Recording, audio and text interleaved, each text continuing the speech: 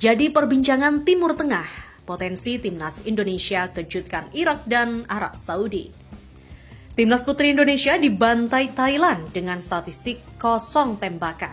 Netizen murka ke Erick Thohir dan PSSI. Yuk simak selengkapnya sebagai berikut hanya di Kamus Bola.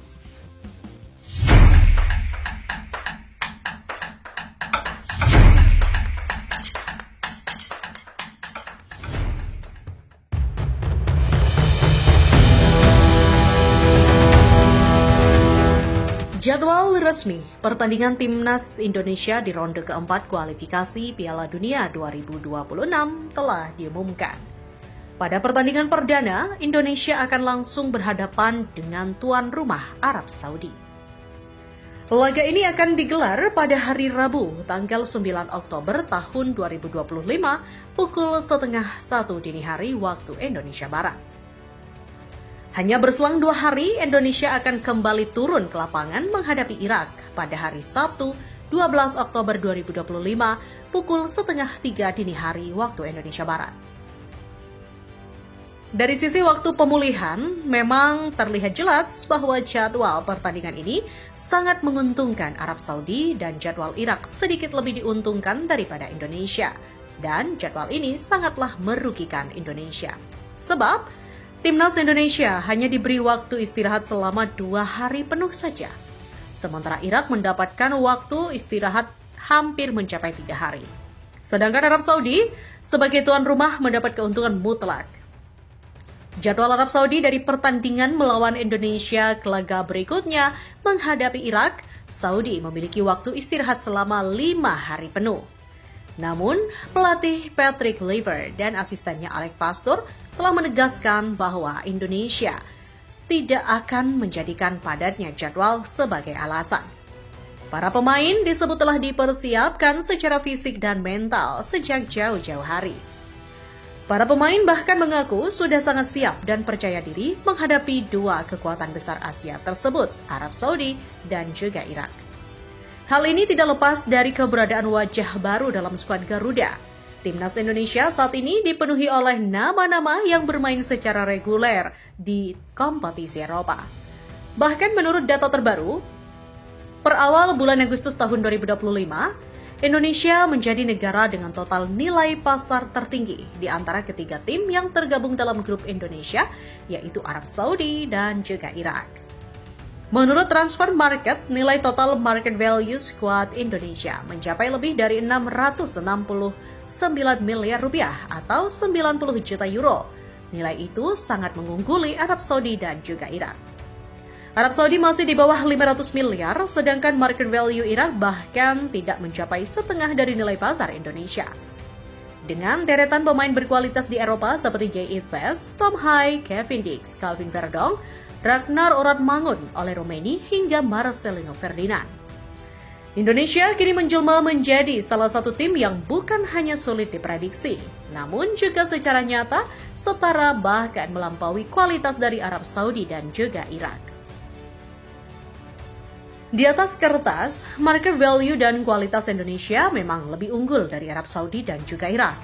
Namun dalam sepak bola, semua bisa saja terjadi.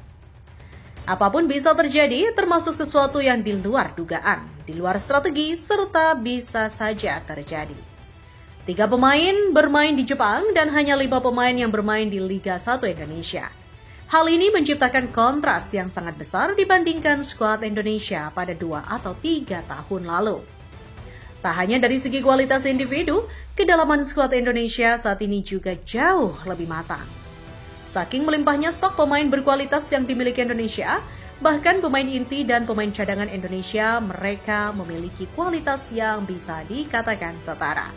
Ya, walau di atas kertas Indonesia lebih unggul dari segi materi pemain. Dalam sepak bola, kolektivitas permainan secara tim menjadi kunci kesolidan sebuah tim. Sedangkan timnas Indonesia sendiri baru dibentuk dan inilah yang menjadi pekerjaan pelatih membentuk bola dan mematangkan chemistry antar pemain. Walau secara individu pemain Indonesia berada di atas Saudi dan Irak, namun secara tim Indonesia bisa dikatakan di bawah Saudi dan juga Irak. Berarti Indonesia tim lemah. Namun bukan berbeda, justru disitulah letak kecemasan publik Saudi dan juga Irak. Potensi kekuatan Indonesia bisa terjadi kapan saja, yang bahkan hingga saat ini masih menjadi kekuatan misterius bagi publik Timur Tengah. Hingga berada di putaran 4 ini, Indonesia dinilai belum menemukan kekuatan terbaiknya. Sejatinya, kekuatan Indonesia jauh lebih besar dari apa yang mereka katakan saat ini. Namun, mereka belum menemukan pola permainan dan chemistry itu.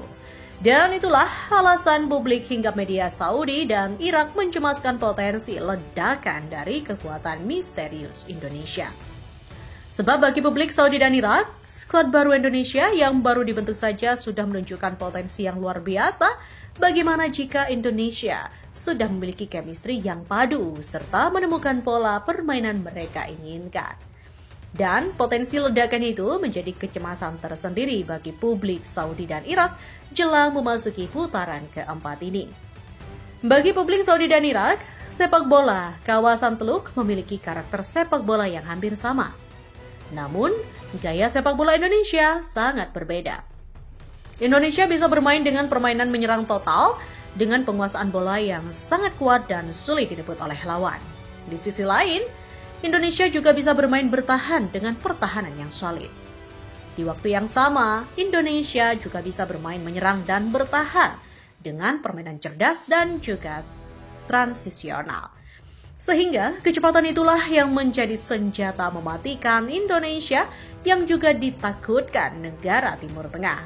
Walau demikian, dalam sepak bola segalanya bisa terjadi. Siap tidak siap, ketiga negara ini akan tetap berduel untuk menang. Beralih pada berita selanjutnya. Timnas Putri Indonesia mengawali perjuangannya di Piala AFF Putri 2025 dengan hasil yang sangat mengecewakan. Menghadapi tim kuat Thailand di Stadion Lac Trai pada Rabu 6 Agustus petang, skuad Garuda Pertiwi harus mengakui keunggulan lawan dengan skor telak 0-7. Lebih dari sekedar skor, statistik pertandingan menunjukkan ketidakberdayaan tim asuhan Joko Susilo, di mana mereka gagal melepaskan satu pun tembakan ke arah gawang lawan sepanjang laga. Statistik jomplang dominasi mutlak Thailand. Dominasi Thailand terlihat jelas sepanjang 90 menit sejak kebobolan gol cepat pada menit ke-7. Indonesia kesulitan untuk mengembangkan permainan. Dan berikut adalah perbandingan statistik yang jomplang antara kedua tim. Penguasaan bola, Indonesia 32% versus Thailand 68%.